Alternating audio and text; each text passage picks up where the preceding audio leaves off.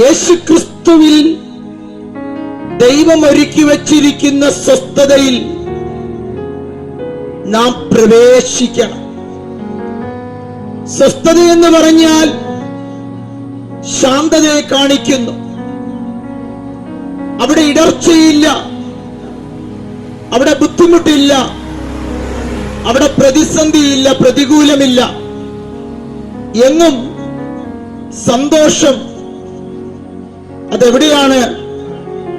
ക്രിസ്തുവിന്റെ രാജ്യത്തിൽ ആയിരിക്കും. നമ്മെ ക്രിസ്തുവിന്റെ രാജ്യത്തിലേക്കാണ് ദൈവം നമ്മെ വിളിച്ച് വേർതിരിച്ചിരിക്കുന്നത്. മനുഷ്യന്റെ രാജ്യം, പിശാചിന്റെ രാജ്യം, പിശാചിന്റെ ലോകത്തിൽ നിന്നും ഈ മുഴു ലോകവും പിശാചിന്റെ അധീനയിൽ കിടക്കുന്നെന്നാണ് വേദപുസ്തകം നമ്മെ പഠിപ്പിക്കുന്നത്. നാം ഈ ലോകത്തിൽ ജീവിക്കുമ്പോൾ നമുക്കൊരു സ്വസ്ഥത അനുഭവിക്കാൻ കഴിയില്ല.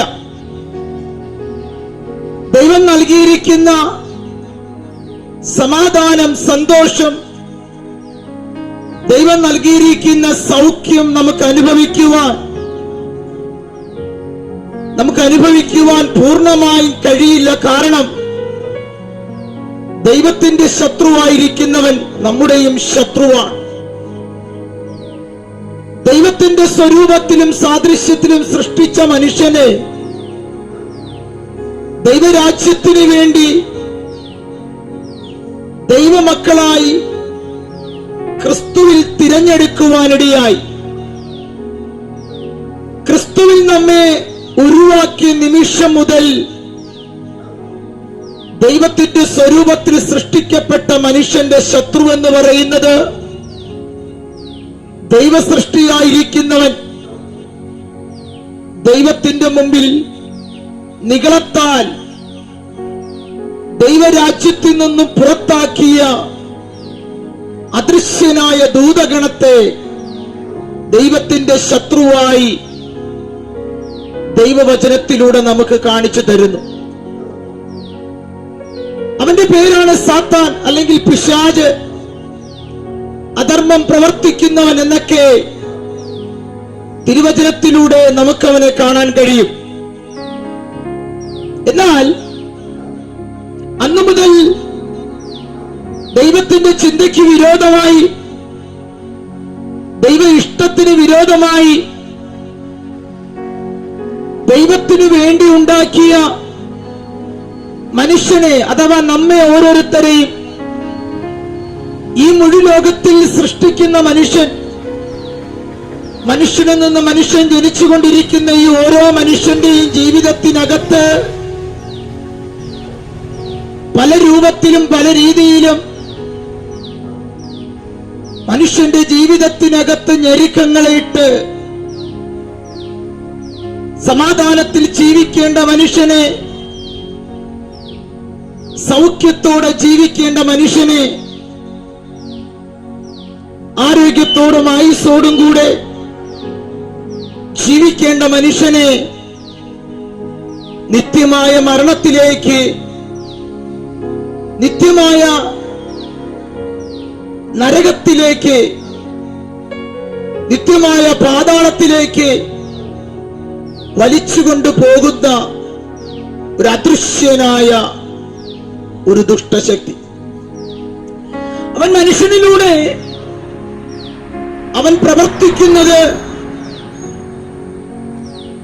ദൈവ ഇഷ്ടം ചെയ്യേണ്ട മനുഷ്യനെ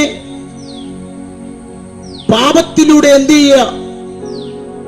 ദൈവത്തിൽ നിന്നും അകറ്റിക്കളയുവാനിടയാകുന്നു.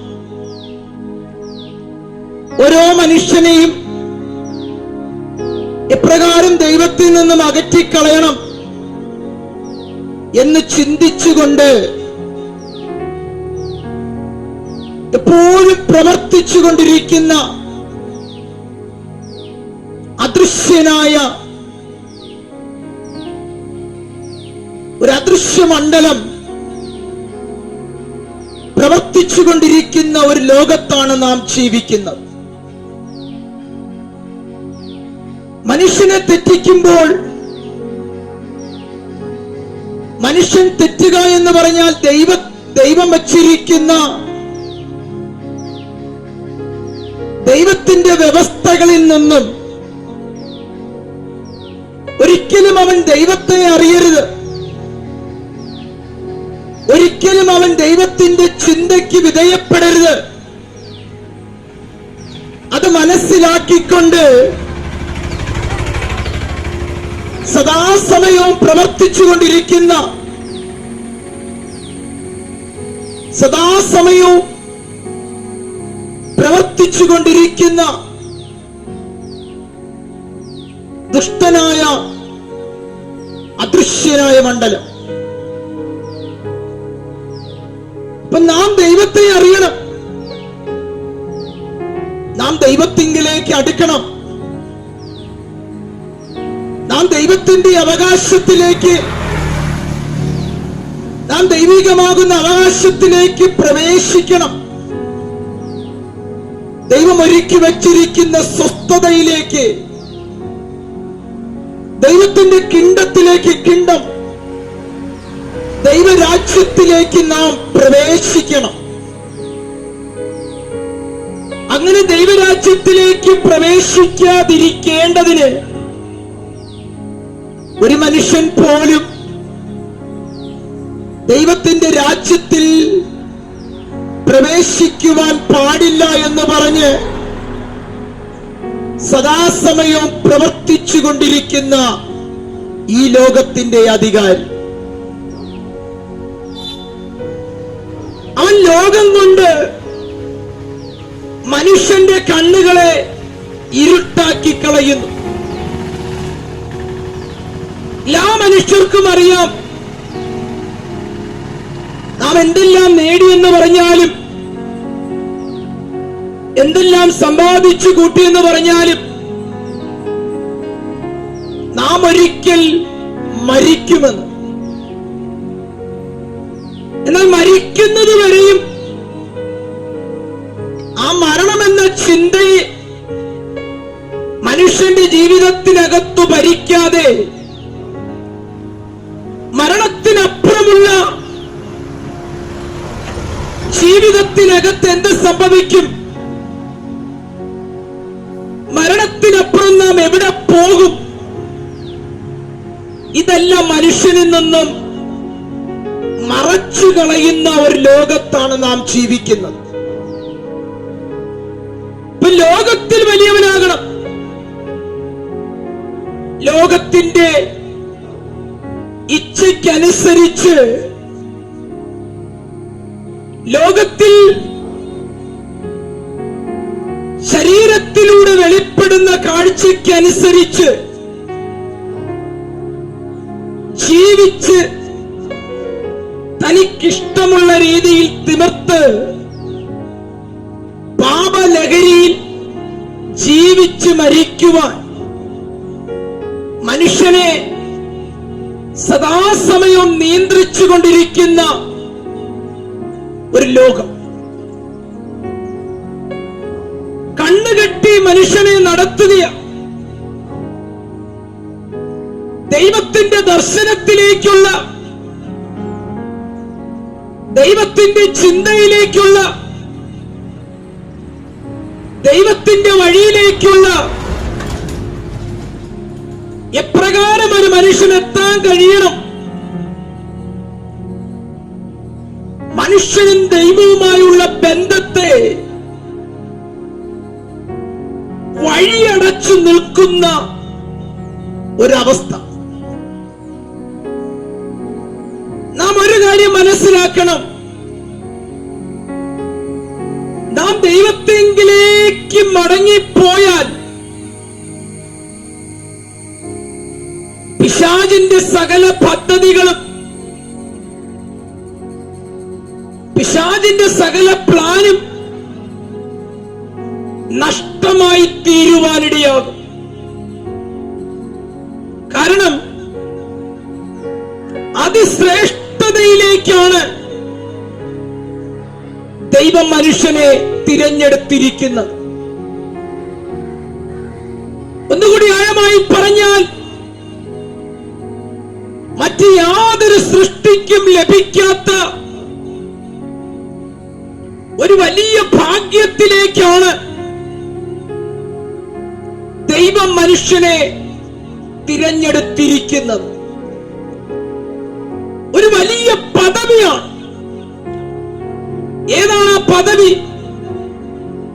മക്കളായി തീരുക, ദൈവത്തിന്റെ മകനായി മകളായി എന്ന അവകാശത്തിലേക്ക്, ദൈവത്തിന്റെ അവകാശത്തിലേക്ക് നമ്മെ ദൈവം തിരഞ്ഞെടുക്കുവാനിടയായി. ആ അവകാശത്തിലേക്ക് എന്ത് ചെയ്യരുത്? നാം ആരും പ്രവേശിക്കരുത്. യേശുക്രിസ്തു ഇപ്രകാരം പറയുന്നു, ഞാൻ പോയി നിങ്ങൾക്ക് സ്ഥലമൊരുക്കിയിട്ട് പിന്നെ വന്ന് നിങ്ങളെ ചേർത്തുകൊള്ളാം. അപ്പൊ ദൈവത്തിന്റെ അവകാശത്തിലേക്ക് നാം എപ്രകാരമായി തീർന്നു? ദൈവപുത്രൻ മുഖാന്തരം നഷ്ടപ്പെട്ട അവകാശത്തിലേക്ക് നമുക്ക് പ്രവേശനം ലഭിക്കാനിടയായി. ഒന്നുകൂടി ആഴമായി പറഞ്ഞാൽ, പാപമെന്ന അശുദ്ധിയിൽ നാം അകന്നു പോകുവാനിടയായി. പാപമെന്ന ചിന്തയിൽ നാം വീണ സാഹചര്യത്തിനകത്ത് നിന്ന്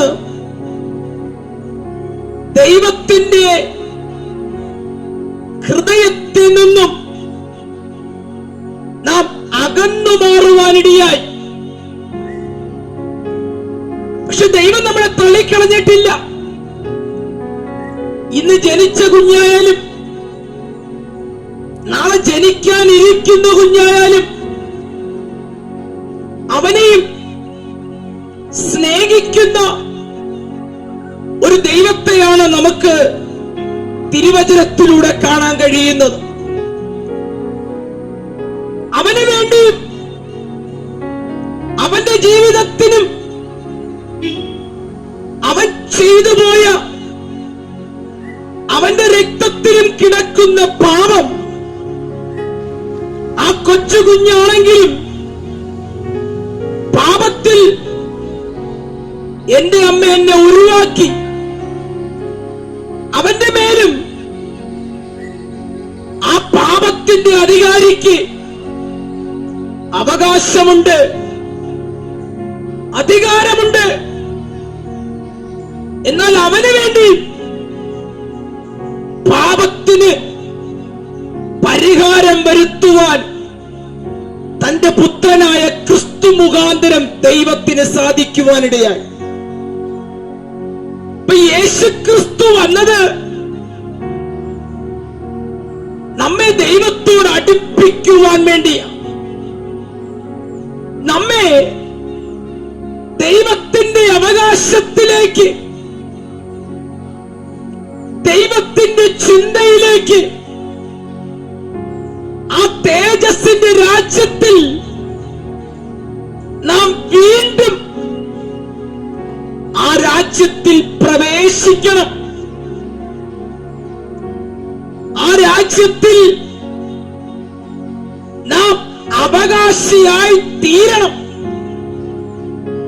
എന്നാണ് ദൈവത്തിന്റെ ഇഷ്ടം. ഒരു മനുഷ്യന്റെ ജീവിതത്തിൽ നാം നോക്കിയാൽ അറിയാം, സദാസമയവും ദൈവം അവനെ സ്നേഹിക്കുന്നു. പക്ഷേ ദൈവത്തിന്റെ സ്നേഹം അവന്റെ ജീവിതത്തിനകത്ത് പൂർത്തീകരിക്കപ്പെടണമെങ്കിൽ അവൻ ദൈവത്തിങ്കിലേക്ക് തിരിയാൻ ഇടയാകണം. അവൻ ദൈവത്തിങ്കിലേക്ക് തിരിയുന്നതുവരെയും ലോകത്തിന്റെ അധികാരിയുടെ കൈ, ലോകത്തിന്റെ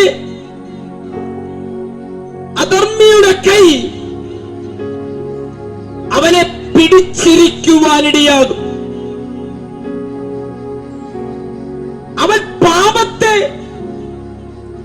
ഏറ്റുപറഞ്ഞ് ഉപേക്ഷിക്കുന്നത് വരെയും എന്ത് ചെയ്യണം? അവൻ പാപത്തിന്റെ അധികാരി അവനെ വിട്ടുമാറാൻ ഇടയാകത്തില്ല. പാപം എന്ന ബോധം അവന്റെ ജീവിതത്തിനകത്തുണ്ടാകണമെങ്കിൽ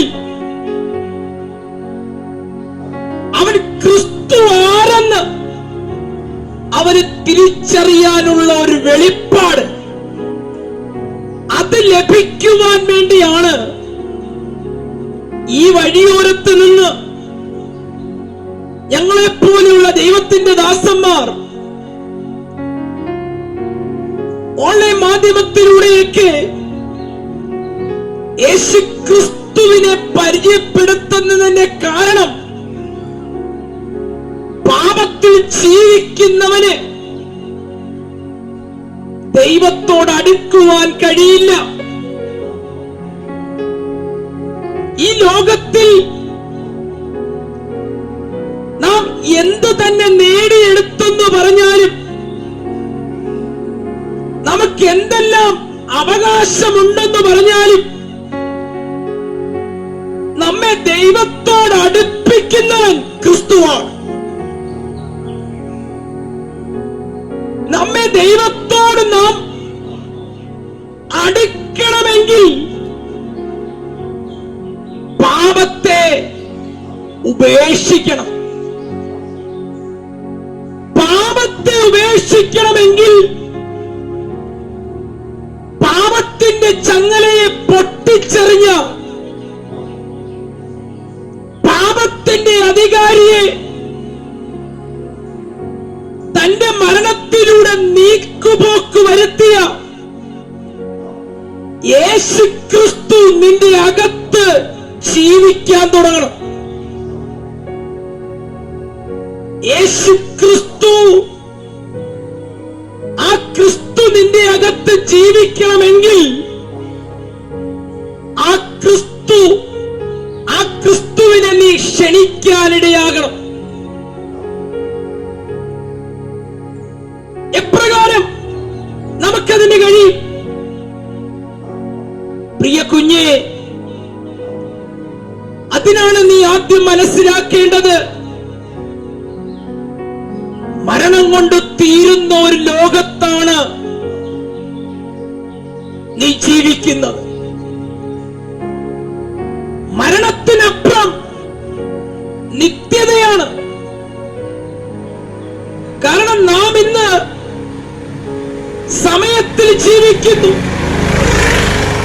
ഇന്ന സമയം, ഇത്രാം തീയതി, ഇന്ന ദിവസം, ഇന്ന സമയത്ത് മരിച്ചു, ഇന്ന സമയം, ഇത്രാം തീയതി നാം ഇന്ന സമയത്ത് ജനിച്ചു. ലോകത്തിന്റെ ബന്ധം, ലോകത്തിലുള്ള ജീവിതം, ജനനത്തിന്റെയും മരണത്തിന്റെയും ഇടയിൽ ഒരു മനുഷ്യന്റെ തീരാനിടയാകും. എന്നാൽ ഇതിന് ഇടയിൽ വച്ച്, ജനനത്തിന്റെയും മരണത്തിന്റെയും ഇടയിൽ വച്ച് നാം അവകാശമാക്കേണ്ട ഒന്നാണ് ദൈവത്തിന്റെ ഇഷ്ടം അഥവാ ദൈവരാജ്യം. ആ ദൈവരാജ്യം നീ ദർശനത്തിൽ കാണണം. ആ ദൈവരാജ്യം ഇന്നും നിനക്ക് വേണ്ടി തുറന്നിട്ടിരിക്കുക. പക്ഷെ അതിനകത്തു പ്രവേശിക്കണമെങ്കിൽ ദൈവത്തിന്റെ വഴി നീ തിരഞ്ഞെടുക്കണം. പ്രിയ കുഞ്ഞേ, ദൈവത്തിന്റെ വഴി എന്ന് പറഞ്ഞാൽ, ദൈവത്തിന്റെ വഴി ദൈവത്തിന്റെ പുത്രനാണ് ക്രിസ്തു. ആ ക്രിസ്തുവിൽ നാം ആയിത്തീരണം. ആ ക്രിസ്തുവിലായിത്തീരുന്നതുവരെയും ഈ ലോകം നിന്നെ ദൈവരാജ്യത്തിലേക്ക് വിടില്ല, നിത്യതയിലേക്ക് നിന്നെ വിടില്ല. അതിനെന്ത് ചെയ്യണം? പാപത്തെ ഉപേക്ഷിക്കണം. നിന്റെ ജീവിതം ദൈവത്തിനായി വിട്ടുകൊടുക്കണം. ഒരു പുതിയ ലക്ഷ്യം, ഒരു പുതിയ വെളിപ്പാട്, പ്രത്യാശ ക്രിസ്തുവിൽ ലഭിച്ചു. ആ ക്രിസ്തു മുഖാന്തരം ദൈവം ഒരുക്കി വച്ചിരിക്കുന്ന സ്വസ്ഥതയിൽ നിനക്ക് പ്രവേശിപ്പാൻ കഴിയും. പ്രിയ കുഞ്ഞെ, അതിനുള്ള വഴി, അതിനുള്ള മാർഗം നിന്നെ ക്രിസ്തുവിലേക്ക് നടത്തുന്ന ഒന്നാണ് ദൈവത്തിന്റെ തിരുവചനം.